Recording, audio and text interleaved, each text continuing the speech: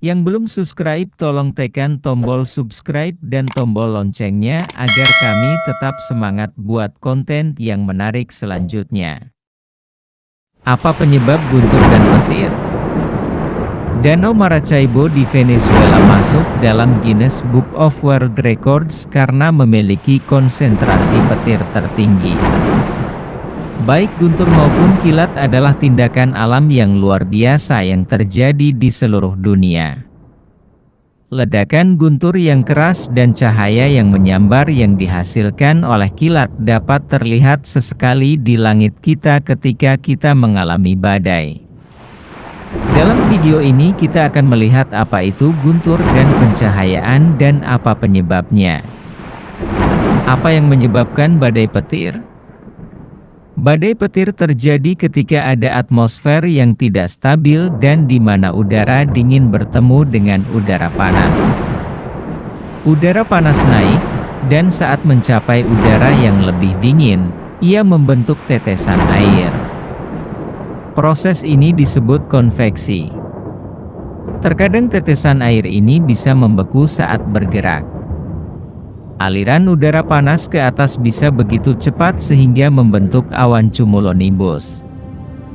Awan cumulonimbus, lebih dikenal sebagai awan badai petir, adalah satu-satunya jenis awan yang dapat menyebabkan hujan es, guntur, dan penerangan. Badai petir adalah ketika awan cumulonimbus menumpuk terlalu banyak energi. Ini terjadi ketika semua partikel air beku bergerak di sekitar awan dengan kecepatan tinggi dan bertabrakan satu sama lain.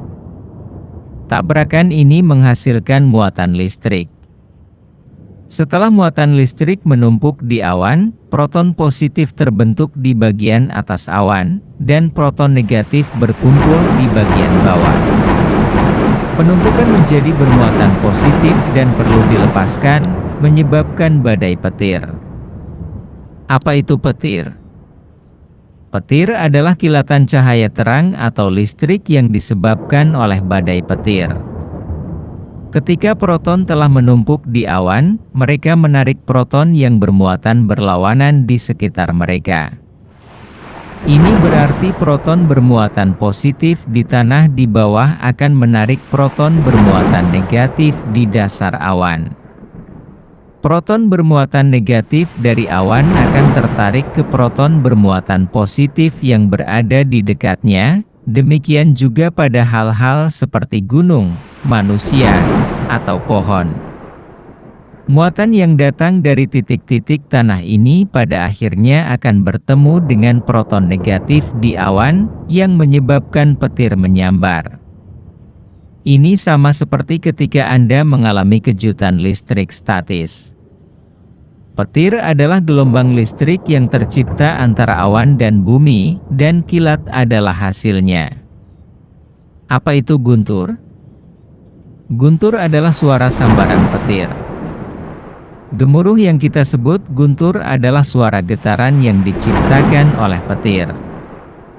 Ketika muatan terjadi, partikel itu bergetar saat bergerak. Karena petir adalah pelepasan energi yang begitu besar, getaran yang ditimbulkannya sangat besar. Baut petir juga sangat panas, dan panas langsung ini menyebabkan partikel udara mengembang, yang menciptakan lebih banyak kekuatan. Getaran ini merambat sebagai gelombang suara ke telinga kita, dan akibatnya kita mendengar suara gemuruh. Jika Anda cukup dekat dengan sambaran petir, Anda mungkin mendengar suara retakan atau cambuk. Kami mendengar suara yang lebih tajam ketika lebih dekat karena gelombang suara dari getaran pencahayaan tidak terdistorsi oleh pantulan benda-benda di sekitarnya. Mengapa kita tidak mendengar guntur bersamaan dengan melihat kilat? Alasan utama tidak mendengar guntur bersamaan dengan melihat kilat adalah karena gelombang suara merambat lebih lambat daripada cahaya. Gelombang cahaya merambat dengan kecepatan lebih cepat, jadi kita akan melihat kilatan sebelum mendengar gemuruh. Ada mitos bahwa jika Anda menghitung waktu antara melihat kilatan dan mendengar gemuruh, Anda dapat mengetahui seberapa jauh badai itu. Namun, ini telah terbukti bukan cara yang akurat untuk mengukur jarak antara Anda dan badai. Teknik ini dapat digunakan untuk memperkirakan jarak tetapi dengan sedikit lebih banyak matematika daripada hanya menghitung. Di manakah jumlah badai guntur dan kilat paling banyak terjadi? Tempat-tempat yang mengalami badai petir paling banyak di bumi terletak di Khatulistiwa. Hal ini disebabkan oleh iklim di sepanjang garis Khatulistiwa yang panas dan lembab.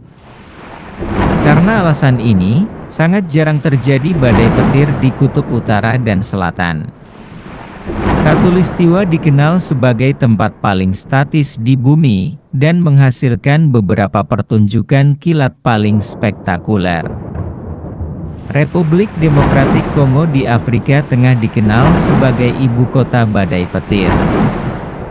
Desa pegunungan Kifuka di Dr. Kongo mengalami rata-rata 158 kilatan petir per 247 hektar kilometer persegi setiap tahun.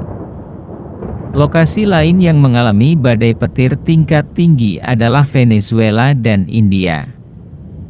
Penelitian NASA menunjukkan bahwa di India Timur, lembah Brahmaputra mengalami jumlah pencahayaan tertinggi per bulan antara April dan Mei, yaitu selama musim hujan tahunan. Di mana ibu kota guntur dunia? Meskipun banyak tempat di sepanjang garis Khatulistiwa mengalami volume guntur dan kilat yang tinggi, ada satu tempat yang tiada duanya. Danau Maracaibo di Venezuela memiliki rata-rata 250 kilatan petir per 247 hektar kilometer persegi setiap tahun. Fenomena alam tersebut dikenal dengan sebutan petir Catatumbo atau Beacon of Maracaibo. Intinya adalah di mana Danau Maracaibo bertemu dengan Sungai Catatumbo, dan ada sekitar 260 hari badai setiap tahun. Danau Maracaibo memegang rekor dunia Guinness karena memiliki konsentrasi petir tertinggi. Pada bulan Oktober, dimungkinkan untuk melihat hingga 28 kilatan petir setiap menit di Danau Maracaibo. Guntur dan kilat adalah keajaiban alam yang sebagian besar terjadi di iklim lembab, namun, mereka dapat dialami hampir di semua tempat di dunia. Petir adalah kejutan statis dari penumpukan ketegangan di atmosfer, dan guntur adalah suara ledakan yang dibuat saat petir menyambar.